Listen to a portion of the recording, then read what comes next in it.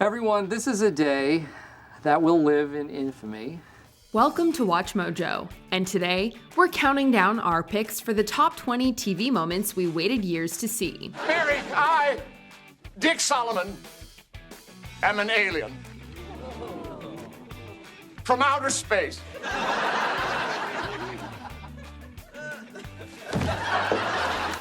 Do you think we ought to believe you? Huh? Okay, all right. One more time, Big Bird. He's not buying a castle.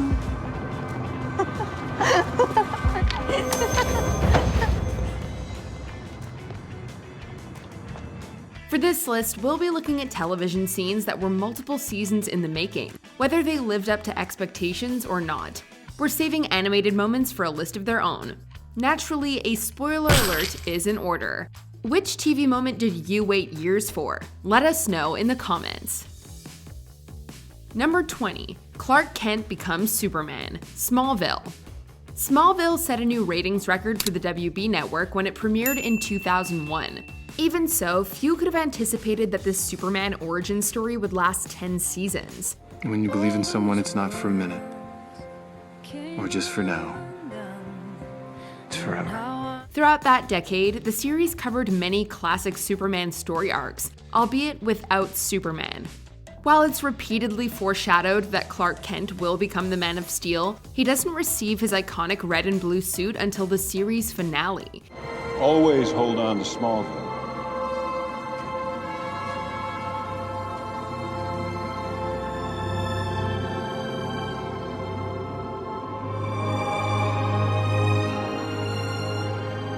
Even then, CGI is primarily used to portray Superman in the climax.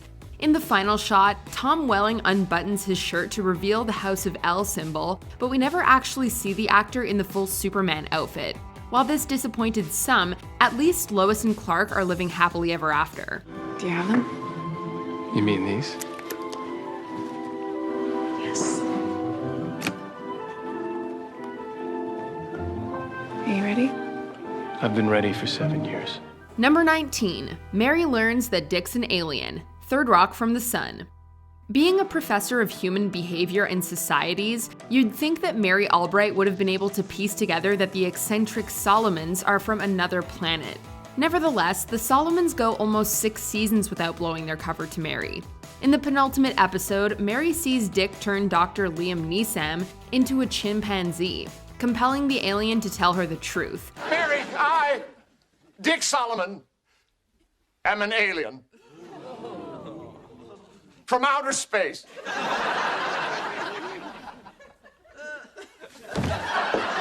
It would have been interesting to see Dick and Mary's relationship grow from this point, but the Solomons are unfortunately called back home.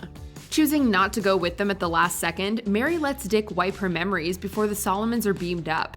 I don't want to forget you. But Mary, it will protect you from hurt. What we had together will remain deep inside you, and you'll know it's there. It'll be a feeling. In an alternate ending, however, Dick comes back for Mary, even though he already erased her memories of him.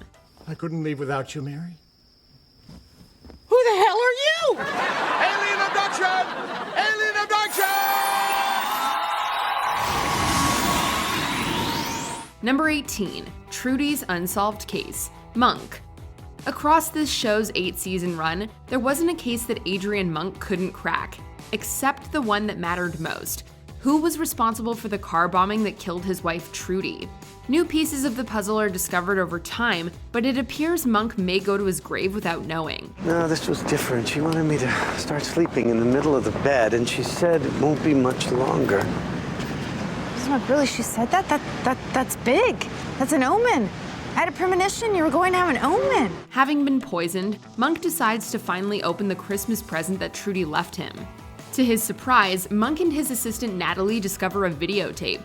On the recording, Trudy reveals that before meeting Monk, she had an affair with Ethan Rickover. Trudy became pregnant, and years later, Rickover asked her to meet him at the parking garage where she ultimately died. And I don't know, maybe I'm just being paranoid. But there was just something in his voice. It just, it scared me, you know? The smoking gun was in Monk's apartment the whole time. I wanted you to know everything. because you deserve to know everything. Adrian, you are more than the love of my life. Number 17, Niles and Daphne get together. Frasier. From the moment they first meet, it's evident that Niles harbors feelings for Frasier's housekeeper, Daphne. You're Daphne? Why, yes I am. Well, when Frasier told me he'd hired an English woman, I pictured someone a little more, not quite so. You're Daphne? Though this is clear to everyone else, Daphne remains clueless for years. The running gag is laid to rest after Daphne becomes engaged to Donnie, and Niles decides to move on. When Frasier accidentally lets the cat out of the bag in season 7, though, it slowly dawns on Daphne that she reciprocates his feelings. After a while, I couldn't put it out of my mind anymore. I find myself thinking about him all the time. It isn't until after Niles marries his girlfriend Mel, however, that he learns of Daphne's feelings for him. What started as a simple crush spirals into a complicated love square. Although she initially commits to not going through with her wedding, Daphne's love for Niles ultimately triumphs, just not at the most convenient time. I was wondering if you might be free for a date. Oh my God, yes. There's plenty of time for that later. Let's get this bloody boat moving. Number 16, Chandler and Monica's wedding. Friends. Although we considered including Ross and Rachel on this list, they got together almost halfway through season 2, eventually developing a revolving door relationship. As such, by the end of season 4, our interest began shifting towards Chandler and Monica. Everybody falls in love somehow. Throughout the next 3 seasons, their romance matured significantly. A year after they first hooked up in London, the couple almost got hitched in Vegas, only for a drunken Ross and Rachel to beat them to the altar. Chandler and Monica moved in together in season 6, which was capped off with a touching proposal. You make me happier than I ever thought I could be. And if you let me, I will spend the rest of my life trying to make you feel the same way. Their impending nuptials served as the main story arc throughout season 7. It was a long walk down the aisle for these two, but it was definitely worth the wait. Any surprises that come our way, it's okay because I will always love you. You are the person I was meant to spend the rest of my life with. You want to know if I'm sure? You may now kiss the bride. Number 15, Sheldon and Amy have coitus. The Big Bang Theory. Sheldon Cooper and Amy Farrah Fowler immediately click when they meet at the conclusion of season 3, but their romance is a slow burn. Now, before this goes any further, you should know that all forms of physical contact up to and including coitus are off the table. May I buy you a beverage? Tepid water, please. Amy doesn't sign the girlfriend agreement until season 5, and the two don't share their first real kiss until season 7. By season 9, Sheldon is finally ready to go all the way with Amy, who has been eager to have coitus for several years now. The only downside is that Amy's birthday falls on the same night The Force Awakens hits theaters. The new Star Wars or losing one's virginity. It's honestly not an easy decision. Sheldon, you can see this movie whenever you want, but you only have a limited number of days that you can be with this woman. Be with her. You're right. Regardless, Sheldon finds that Amy is more important to him than a film, showing how much he's grown since their first encounter. I don't know what to expect. Neither do I. But we can find out together. Okay. Number 14, Oliver gets off the island. Arrow. Granted, Oliver Queen technically got off the island of Leon Yu in the first episode. I am returning. Not the boy who was shipwrecked, but the man who will bring justice to those who have poisoned my city. For 5 seasons, though, what happened between Oliver's shipwreck and his rescue remained one of the show's greatest mysteries. Oliver's 5 years in hell are gradually revealed through flashbacks. These prove to be full of twists and turns, even taking Oliver off the island for a brief period, only for him to inevitably return.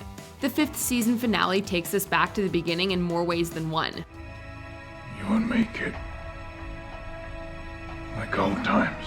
It turns out that Anatoly Knyazov sent the ship that found Oliver, who took out Konstantin Kovar shortly before signaling the boatman. In the present, however, Oliver is forced to return to his personal purgatory to settle a few scores. Even if you had a shot, you've already told me that you wouldn't kill me. But our circumstances finally change. If I die, everyone you care about dies. Number 13. Don tells Betty about his past. Mad Men. In season 1, we learn that Don Draper died during the Korean War. The protagonist we've been following is really Dick Whitman, who adopted his lieutenant's name and identity. Did you know him? A little. You got your whole life ahead of you. Forget that boy in the box. A few characters learned Don's secret, but we were left wondering if Betty Draper would be one of them. After Betty finds a box of old photographs and emergency funds, Don is left with no choice but to tell his wife everything. I can explain. I know you can. You're a very, very gifted storyteller. That's it. While the revelation is one thing, it's Don's vulnerable reaction to the photographs that makes this scene so memorable. I didn't even want help. He just wanted to be part of my life.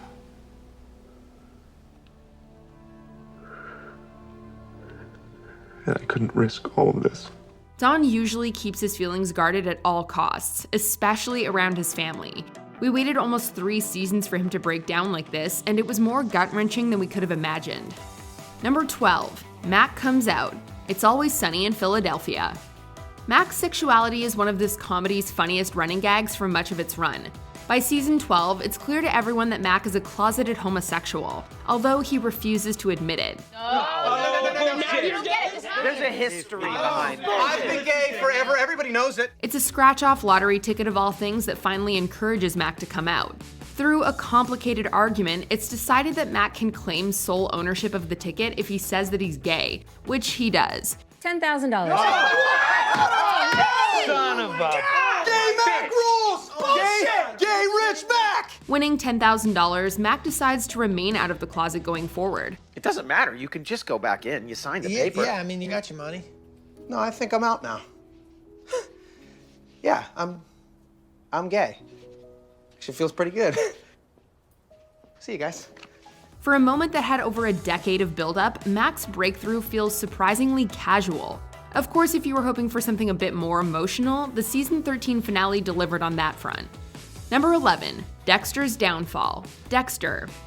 Despite his best efforts, Dexter could only balance a normal life with the life of a serial killer for so long. I destroy everyone I love. I can't let that happen to Hannah, to Harrison. I have to protect them from me. Dexter's downfall was inevitable, although it didn't exactly play out as we had envisioned. It would have been fitting if Dexter's journey ended with his own blood being spilled, but according to producer John Goldwyn, Showtime was reportedly against this idea. Good morning, Miami. Hurricane Laura has passed and everything is going back to normal. There is no longer any threat. Seeing Dexter serve time for his crimes also would have been a logical way to go out, but most of the Miami Metro Police Department never learned his secret. There doesn't appear to be any survivors. We're heading back.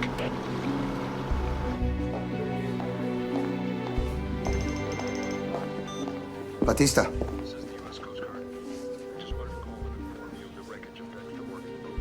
Dexter?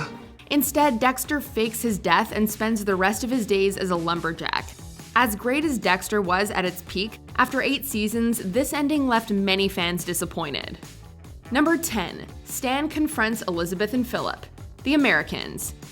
Now, this is how you end a series. It's over. It's all over. When you're a KGB officer posing as an American, an FBI agent is the last person you'd want as a neighbor. Yet Philip and Elizabeth managed to conceal their Soviet roots from Stan for years. When he finally learns the truth, Stan confronts Philip, Elizabeth, and their daughter Paige in a parking garage. We had a job to do.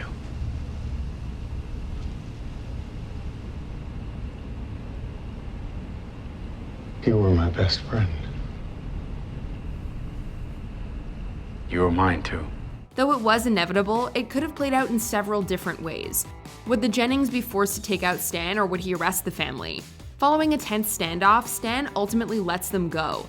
Considering the relationship that Stan has developed with the Jennings over the past 6 seasons, it's a resolution that feels well earned. You think we can trust him? Yes. Number 9. Mulder and Scully kiss. The X-Files. The X-Files frequently asked, "Are we alone in the universe?" Viewers, however, often found themselves asking a different question. When are Mulder and Scully going to kiss already? Here we go. 10, 9, 8, 7, 6, 5, 4, 3, 2, 1. It's debatable when exactly these two shared their first true kiss. Some would argue that it occurred in season 7 as Mulder and Scully romantically wished each other a happy new year. For other fans, it was the season 8 finale that delivered the passionate kiss that they'd been longing for. Either way, the wait to see these two lock lips had us on edge for years. We just wanted to see it with your own eyes. After so many close encounters, confirmation of their mutual attraction couldn't have been more rewarding. The world didn't end? No, it didn't.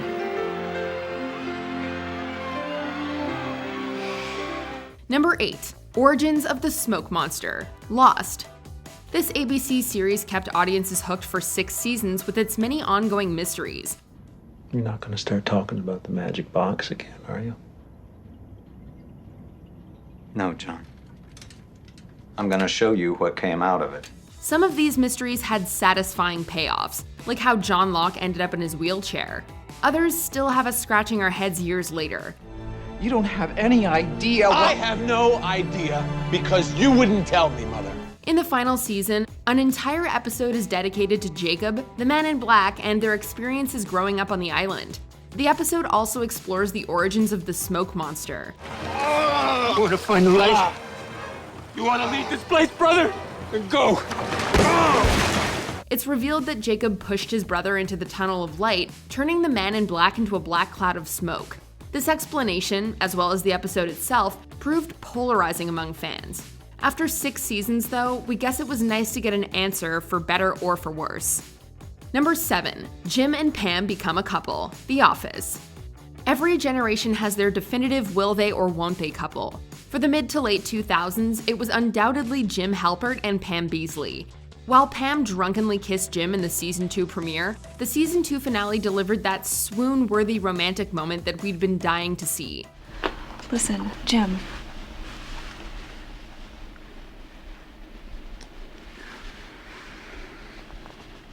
Even then, however, Jim and Pam didn't immediately become a couple. Jim's brief job transfer and relationship with Karen would keep the tension going for another season. We never got the timing right. You know? I shot him down and then he did the same to me But you know what? It's okay. I'm totally fine. While some fans found this frustrating, Jim and Pam are such lovable characters that we were willing to stay on board the ship. Our patience was rewarded in the season 3 finale when Jim asks Pam out, the pair officially becoming a couple in season 4.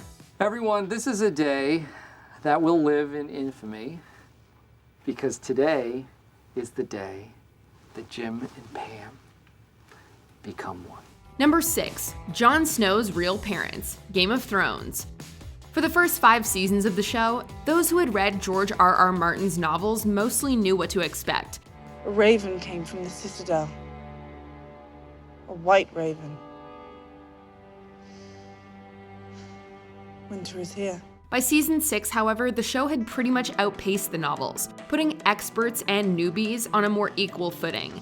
Even before the show started, one of the most popular fan theories revolved around Jon Snow's birth. It was widely believed that Jon wasn't Ned Stark's bastard, but rather the son of Rhaegar Targaryen and Lyanna Stark, Ned's sister. In the season 6 finale, Game of Thrones officially made this theory canon. His name is Aegon Targaryen. You have to protect him. Promise me, Ned. So naturally, Jon's lineage means that he'll sit on the Iron Throne, right? Nope. Bran Stark becomes king. If the intent was to subvert expectations, the writers succeeded, and kind of failed. That will improve. I'm sure it will. Number 5. Meeting Mr. Snuffleupagus, Sesame Street. Some of you might be too young to remember, but for much of the 1970s and 80s, most of the adults on Sesame Street were convinced that Mr. Snuffleupagus was Big Bird's imaginary friend. Apparently they could accept a giant talking bird, but a mammoth-like creature was outside the realm of probability.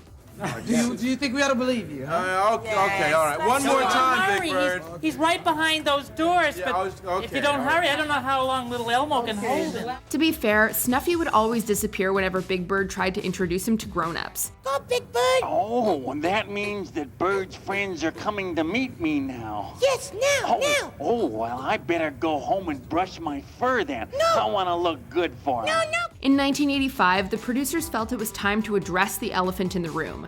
The season 17 premiere kicked off with Snuffy meeting Elmo and several shocked adults. The grown-ups apologized to Big Bird for doubting him in the past, and from that day forward, he was no longer the bird who cried Snuffleupagus.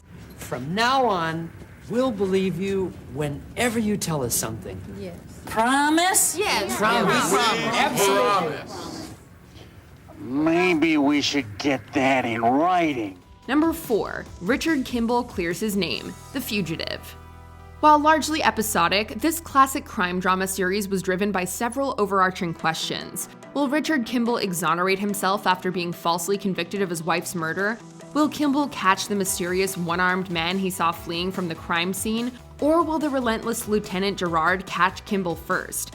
All of these lingering plot threads are tied up in the thrilling series finale. Atop a tower, Kimball confronts the one-armed man, also known as Fred Johnson. All right, we're going back. You won't shoot me. You need me alive. Although Johnson confesses to Kimball, he's shot and falls to his doom before he can have his day in court. Gerard, of all people, vouches for Kimball, which convinces Lloyd Chandler to testify on the wrongfully accused man's behalf. Lieutenant, I saw that man, Johnson, murder Helen Kimball. After 120 episodes, The Fugitive is a free man. Tuesday, September 5th, the day the running stopped. Number 3. Hank realizes Walt is Heisenberg, Breaking Bad. Halfway through Breaking Bad's 5th season, Walt seems ready to retire from the meth business. He's beyond rich, his family's back together, and the authorities have no clue that he's Heisenberg. I want my kids back. I want my life back. Please tell me. How much is enough? How big does this pile have to be? Walt just might have gotten away with it if Hank didn't like to read on the toilet. A DEA agent, Hank stumbles upon a book from GB to WW in Walt's bathroom. Thinking back, Hank recalls that Gail Bedeker's notebook mentioned a WW. I mean, who you figure that is, yeah? Woodrow Wilson? Willy Wonka? Walter White? You got me. Although he was joking before, Hank pieces together that WW really is Walter White. The meth kingpin he's been hunting this whole time was his sickly brother-in-law. Thankfully, we only had to wait one more episode to see Hank confront Walt with this revelation.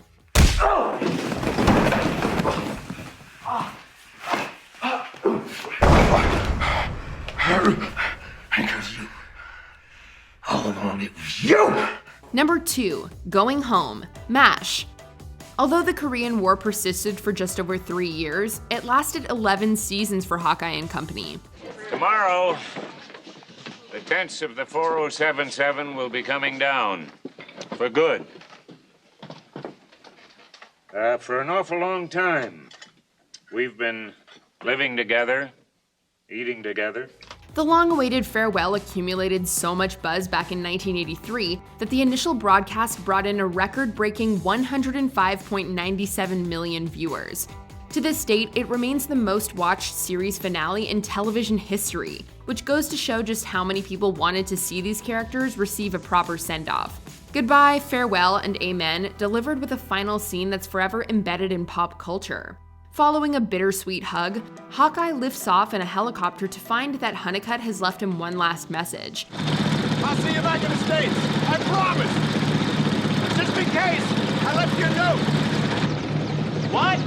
After 256 episodes, it was the perfect way to say goodbye.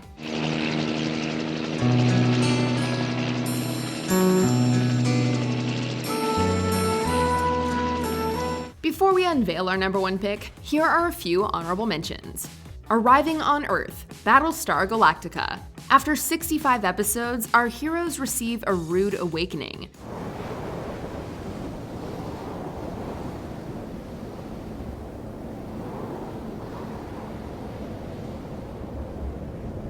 Gossip Girl's identity. Gossip Girl. After 6 seasons, we expected somebody who sounded more like Kristen Bell. All I had to compare to this world was what I'd read in books, but that gave me the idea. If I wasn't born into this world, maybe I could write myself into it. Selena becomes president. Veep. Selena waited 3 seasons. America is still waiting. I, Selena Catherine Meyer, do solemnly swear I, Selena Catherine Meyer, do solemnly swear that I will faithfully execute that I will faithfully execute the office of President of the United States. the office of President of the United States. Jake and Amy's wedding. Brooklyn Nine-Nine. A 5-season walk down the aisle. By the power vested in me by the state of New York, I'd like to announce that your honeymoon vacation request status has officially been moved from pending to approved. You're married. You may kiss the bride.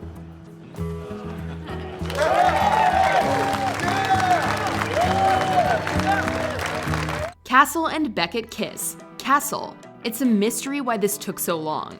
He's not buying a castle.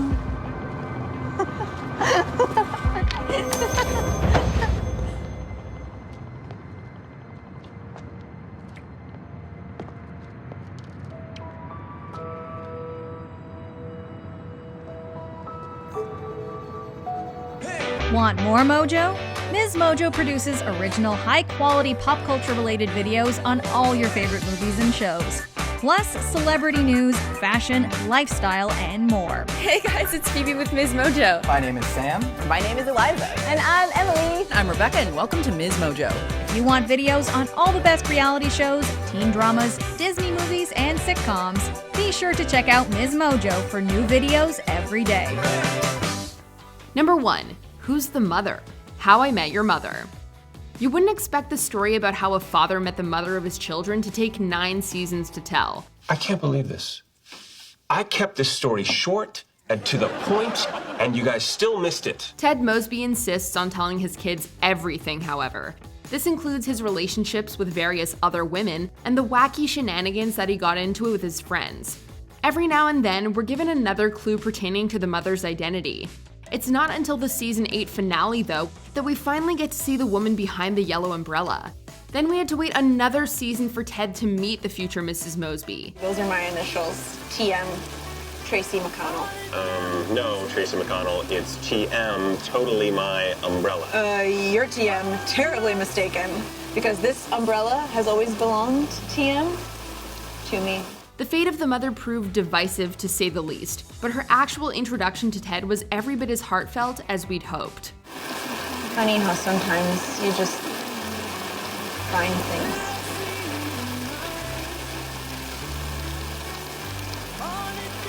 Hi.